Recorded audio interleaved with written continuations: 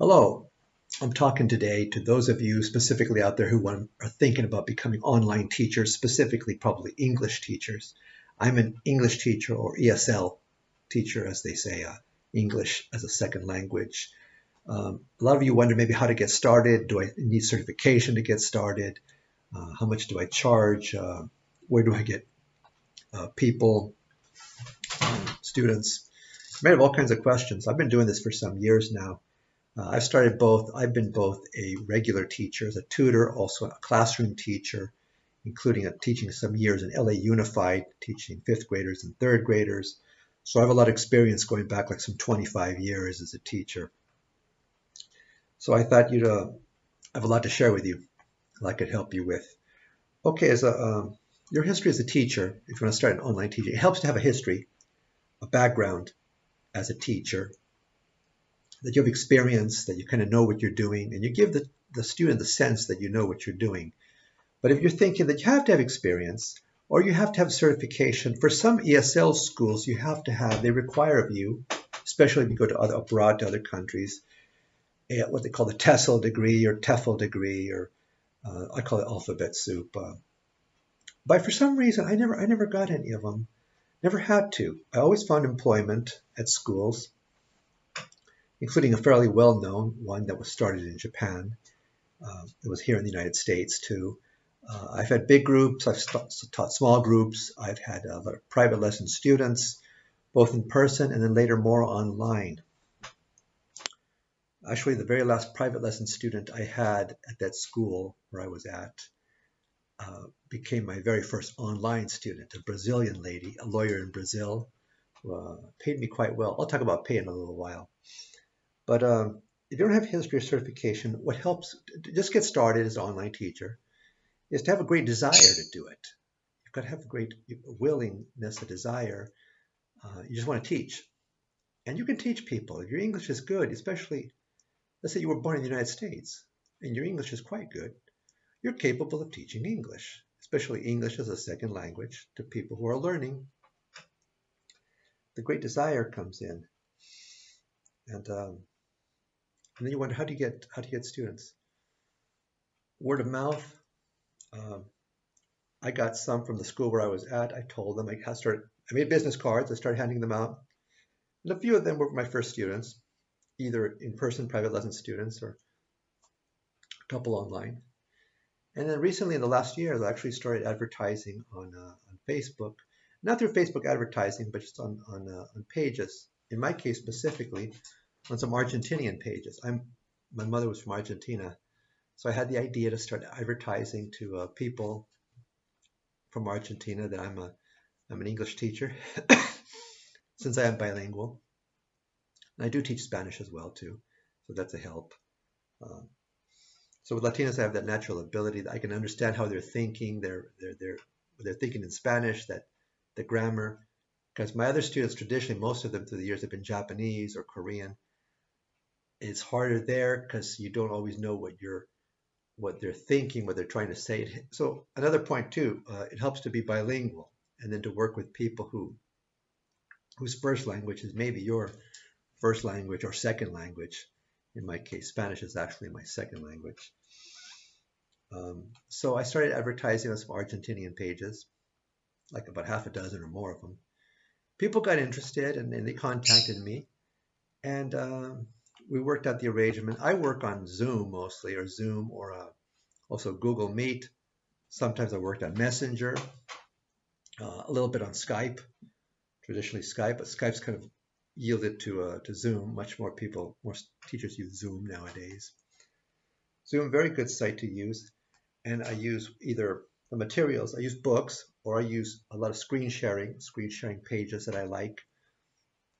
Pardon me. Websites that I like online, and they're very useful for me. And also, as per their what they study, they can do books or you can use the pages, but you're open to what the student wants to learn. I've had students who've wanted to read novels with me, students who've wanted to learn very, very practical English, everyday English for their jobs, Speaking about books, I wrote one, and with some students, they studied my book together with me. English Made in America. My name's Edgar Montoya. By the way, this is the Language Cafe, and I'm Edgar Montoya. It's a book about idioms and mistakes in English and movie quotes, and it's a very useful, very fun book. With a couple other students, I use these books. This one also on Amazon, English for Everyone, English Grammar Guide, and the Exercise Practice Book. And these are by DK. But most of my students, I've used some sites, including one called the English Club. You can note that down, the English Club, very useful. You like that site, it's got a ton. It's very good for teaching students. And you get a feel for them. A lot of you never know what exactly they want to study. They need to prepare. I've had students who want to work on speeches because they have to give a lot of speeches. It's good to be very flexible because a teacher goes in many times thinking, as a teacher, I have to have my lesson plans prepared and I have to teach them this and we have to study this specifically. Sometimes you got to think outside the box and be ready and be open to teaching in other ways. It's more fun too. It's more fun.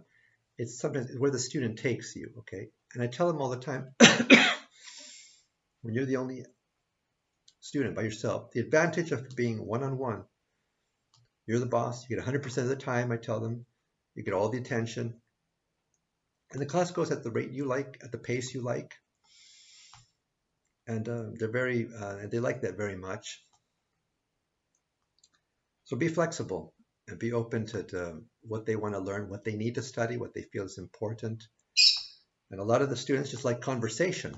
One of my students is a news writer for Telemundo in Miami, and she saw one of my ads and on a page, and she hired me, and we meet once a week right now, every Friday, and she just likes to converse. Her English is pretty advanced.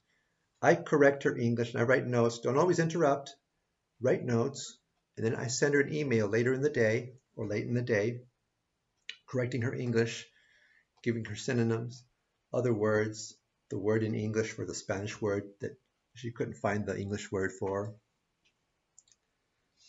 And it depends on the student. And ideas will come up to you, what to do with that student, what site to go to, use a book or not to use a book. It's so much fun. It's so to find out you guide it, they help you guide it. You decide together. It's not so formulaic like a classroom where you have lesson plans and specific books. And there are students who want that. Very academic. They love to work through a book. They prefer to work with a book because some students are more formal that way. They're more structured. Others just like I said, like the lady I know in Miami. She's very flexible. Another thing too, I have students from all over the United States. Right now, most of them are Spanish speakers. Argentinians, like I said, I've had some Peruvians, a couple of Mexican people. I've had one or two students in Argentina itself. I think one lady in Peru for a while, one lady, a lawyer in Brazil. But I've met students from including Saudi Arabia and in Japan. As for rates, it varies. I've had students that I've charged 35 or 40 an hour or 30 an hour, or in that range, like the lawyer had in Brazil. She paid me 35. Depends on the people that you're working with, what they need, how serious they are. With Latino students, I've noticed they can't maybe charge as much, maybe especially if they're very young. I've charged as low as 15 or 20 an hour. You have a feel for it. Maybe don't go too low, but also it could be, this is mostly side money, but it could be a full, depending on how many students you get, the money you charge, it could be your regular full-time job. The potential is there for it. Okay, so rates, you kind of have to figure that out yourself. But I'd say don't ever go like some people have asked me, can I pay you $7 an hour? You don't ever go under 10. Pardon me, it's my dog. Okay. Okay, that's about all I wanted to say for today. Hope it gives you some. You can write me for more information or you have questions. But I've been teaching online teacher. Depends on the subject you teach too. I know a math teacher, he teaches online, he charges $40 an hour, steadily, period.